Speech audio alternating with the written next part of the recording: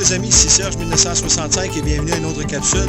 Mon thème aujourd'hui c'est « Êtes-vous prêts pour la deuxième venue du Seigneur Jésus? » Le Seigneur est à la porte, il revient bientôt et je dirais même que vous allez le voir revenir de votre propre vivant. Bien, probablement que vous vous demandez comment fais-tu savoir, pour savoir Serge, que le Seigneur revient bientôt.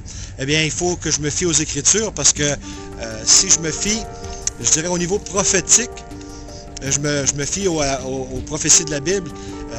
Les prophéties de la Bible ne sont pas des prophéties vagues comme celles d'un Nostradamus ou d'un Américain nommé Edgar Cayce. Les prophéties de la Bible sont, je dirais, précises à 100%.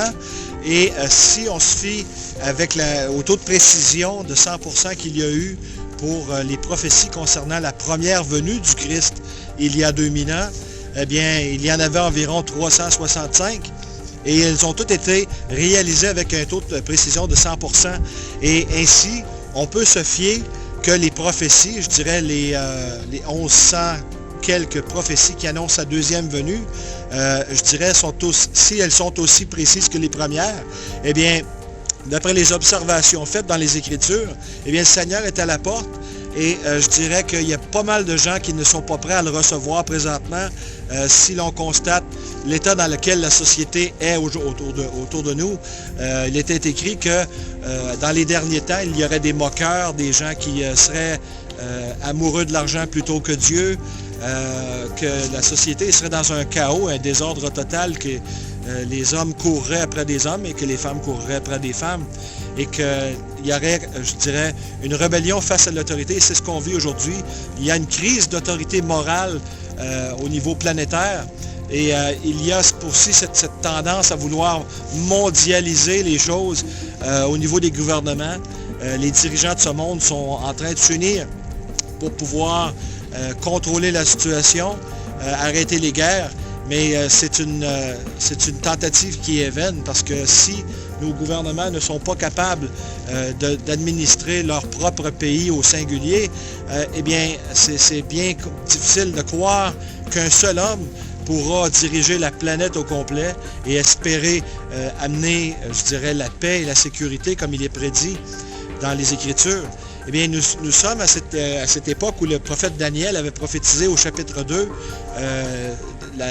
la renaissance, si vous voulez, d'un empire romain, que l'empire romain renaîtrait de ses cendres. Et c'est ce que l'on voit à Bruxelles avec l'Union européenne et aussi avec les Nations unies qui travaillent très fort à cet effet.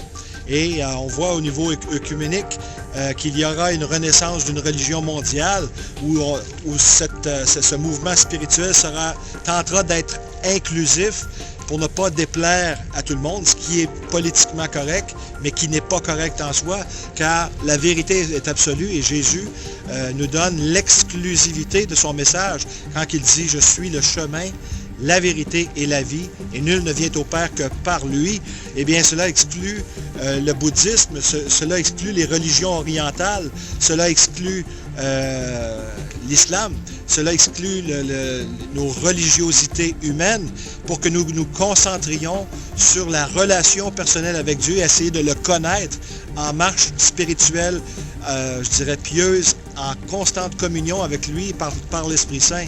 Eh bien, si vous voulez savoir si Dieu revient bientôt, cela demande un travail d'enquête.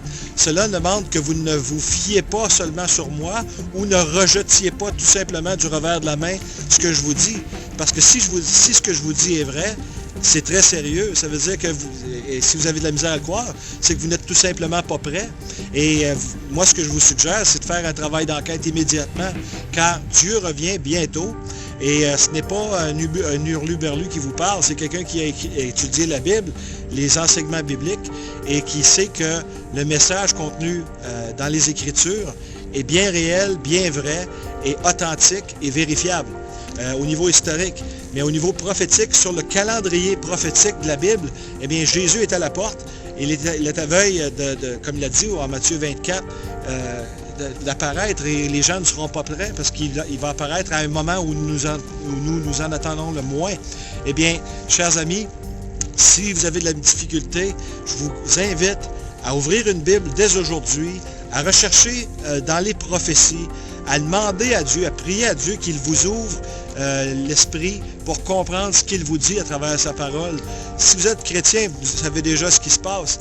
Mais si vous ne l'êtes pas et que vous vous posez des questions, est-ce que c'est vrai? Qu'est-ce qui se passe? Comment faire le ménage dans tout ça, dans toutes les religiosités? Jésus proclame cette exclusivité de son message et la parole de Dieu est vérifiable au travers des siècles. On le voit aussi par la science qui a découvert des choses magnifiques au niveau cellulaire, tellement que la navette spatiale a l'air d'une nullité comparativement à la cellule, que ce soit dans l'être humain ou dans les animaux.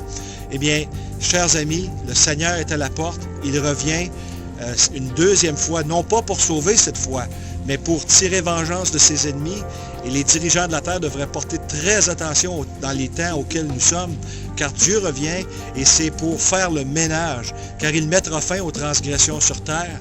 Et je vous invite simplement à dire à Dieu qu'il vous aime, car il ne souhaite que personne ne périsse, mais que tous viennent à la repentance. Alors c'est pour ça qu'il est écrit « Repentez-vous et croyez à la bonne nouvelle ».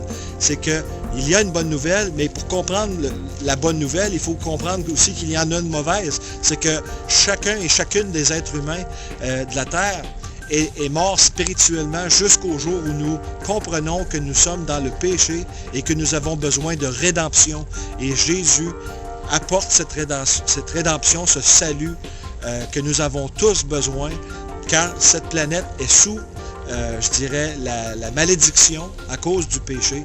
Et nous avons besoin d'être sauvés, d'être enlevés d'ici.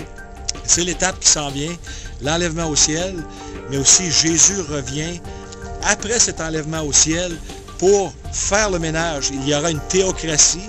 Jésus va installer son royaume sur terre pendant 1000 ans, un règne littéral de 1000 ans, suivi de l'éternité avec lui. Eh bien, Jésus est à la porte.